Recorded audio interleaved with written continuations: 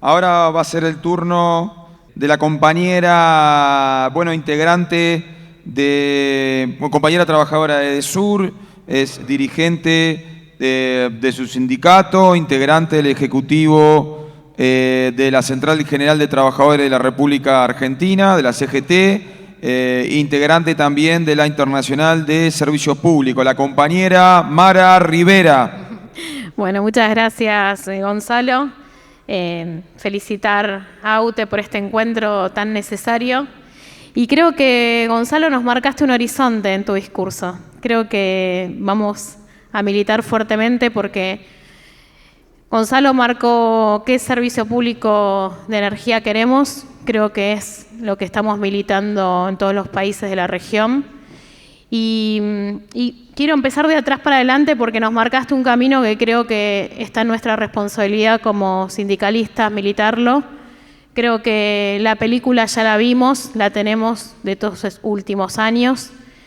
Voy a hablar respecto a Argentina, para así conocen la situación. En Argentina, en los años 90, se privatizaron todas las empresas con el gobierno de Carlos Menem. Un gobierno que vino a desmantelar el Estado. Desde ese momento, y yo voy a hablar, nosotros somos de APSE, a los jerárquicos de energía eléctrica de la provincia de Buenos Aires y Capital Federal, donde se concentra una población interesante de generación, distribución y transmisión de energía eléctrica. Esas empresas nunca volvieron a mano del Estado, hubo un montón de políticas que sí retribuyeron al Estado, tanto como fue Aerolíneas Argentinas, YPF, Ferrocarriles, pero no fue así el caso nuestro. Un servicio público que todos lo saben que es estratégico para el funcionamiento de nuestra nación, no volvió a manos del Estado, hace 32 años estamos privatizados. Hubo en este trayecto de 32 años poca inversión y con un detonante que se está dando ahora desde el 2015 del gobierno de Mauricio Macri, que fue la eliminación del Ministerio de Energía y Minería, donde pasó a ser Secretaría y que no se recuperó. Y después las altas tarifas que empezó a incorporar ese gobierno y que con la llegada del presidente Milei pasó a superar un 350% con la quita de subsidio. Cuando hablamos de tarifas justas y razonables, acá no hay ni de razonable para el pueblo nada, porque el impacto va directamente al pueblo y ese impacto genera también en los trabajadores y trabajadoras un desgaste porque son los que reciben las quejas de los usuarios por la mala calidad del servicio y por las altas tarifas. Yo siempre digo, es una pelea de trabajadores contra trabajadores y nada tiene de justo porque no es casualidad que nosotros adquirimos, digo nosotros no como sindicalistas, sino el gobierno de Argentina adquirió una deuda del FMI y cuando se empezó a negociar la deuda en el gobierno de Alberto Fernández, el anterior gobierno, uno de los puntos que le pedía es la quita de subsidios de tarifas eléctricas. Se llegó a sostener, no se quitó, pero este gobierno vino y sacó automáticamente la quita de subsidios, como le pedía el Fondo Monetario Internacional para la negociación de la deuda, y ese impacto fue el 350%. Imagínense en qué falta el aumento que están pidiendo las empresas privadas, que se iría un 600%. Así que hoy, en 6 meses de gobierno, tenemos un impacto del 350% por la quita de subsidios que vino del Fondo Monetario Internacional. Esto no es un dato menor y hay que decirnos quién nos maneja el país. Y por otro lado, no hay que dejar de lado el marco regulatorio que tiene nuestro país. El ente regulador se creó con la privatización en los años 90. Es un marco regulatorio privatizador porque es imposible quitarle la concesión a estas empresas. Es imposible en estos 32 años, con todas las fallas que tuvieron, no se le pudo quitar la concesión.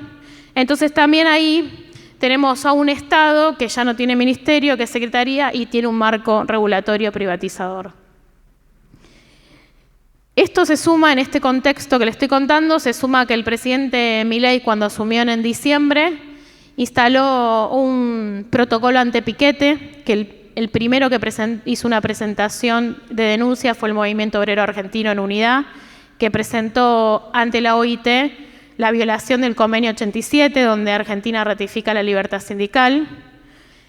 Enseguida el gobierno presentó un decreto de necesidad de urgencia donde ataca a todos los frentes de la patria, entregando recursos, entregando los derechos laborales. Ese decreto de necesidad de urgencia fue urgencia para el presidente para mostrar cuál era la política clara donde quiere conducir nuestro país, porque lo presentó en diciembre. Y no bastó con eso, que presentó un proyecto de ley ómnibus, donde tanto el DNU como el proyecto de ley ómnibus tuvo rechazo en las cámaras, pero el DNU sigue vigente porque falta que una de las cámaras lo rechace. En el mientras tanto, ese DNU tiene un amparo de los derechos laborales que también presentó el movimiento obrero. Y quiero resaltar esto porque ante el ataque del gobierno, enseguida los primeros que se pusieron al frente de batalla con un plan de lucha fue el movimiento obrero en unidad, tanto la CGT, las dos CGTA y la UTEP. Y se generaron paros, se generaron movilizaciones y hasta se puso en debate en uno de los paros, en los medios al otro día, el costo que tuvo haber parado, cuánto representó para la Argentina la pérdida, cuando siempre dicen que los trabajadores somos un costo. Los trabajadores generamos la riqueza, entonces fue claro, los propios medios, el propio gobierno el otro día del paro, mostrando los números de la pérdida de la producción de Argentina, mostrando cómo los trabajadores generamos riqueza. Eso fue un número donde son debates que se vienen dando. Nosotros los sindicalistas siempre decimos que no tenemos miedo a una reforma laboral, siempre es cuando esa reforma sea engrandeciendo derechos. Y miro un poco para atrás y digo, antes de diciembre estábamos discutiendo la reducción de la jornada laboral, estábamos discutiendo una ley nacional de un comité mixto de seguridad, higiene y salud laboral en Argentina. Y me pregunto qué nos pasó en ese momento, ¿no? Que viene un gobierno de derecha, liberalista, un presidente que le habla a un perro que no sabemos si existe, un presidente que dice que el calentamiento global no existe, pero tuvo el voto democrático.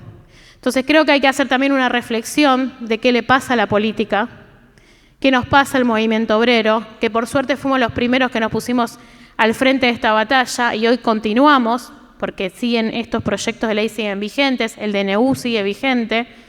Entonces creo que hay que hacer una reflexión enorme de qué pasa en la política, qué pasa con la representatividad política, qué pasa con la dirigencia, qué es lo que necesita el pueblo, porque después pasan estas cosas y todo lo que uno viene construyendo desde la base se termina destruyendo con una entrega de patria como lo quiere hacer nuestro presidente Milei. Creo que la respuesta a esto fue la unidad y creo que esa es la unidad que tenemos que construir desde América Latina.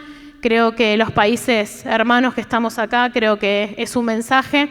Hace poco tuvimos un encuentro en Colombia de energía y justamente la realidad de lo que está pasando es similar.